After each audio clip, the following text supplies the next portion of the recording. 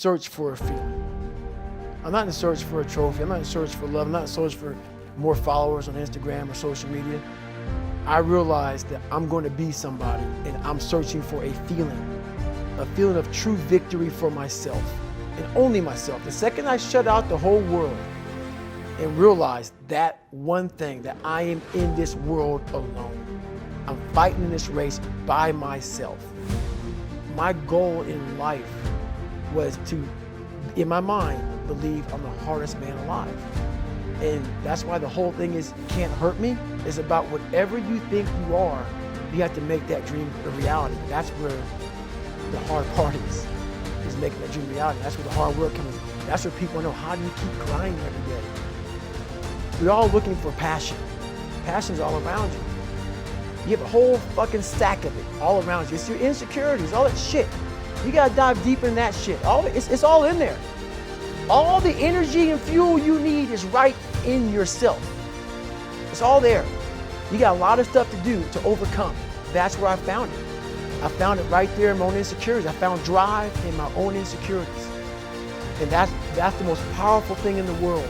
When you can find drive in your own doubt, fear, insecurities, you become very unstoppable. I want to find more. All I can. And in that fucking sack of shit, you have to dive in that to find more. Because if you're not willing to go in there and face yourself, I can find anything. You can live right here on surface, man, right here on surface. So if there is an ending to this world and there is somewhere to go and there's a judgment, you're gonna get there and you might see a chart.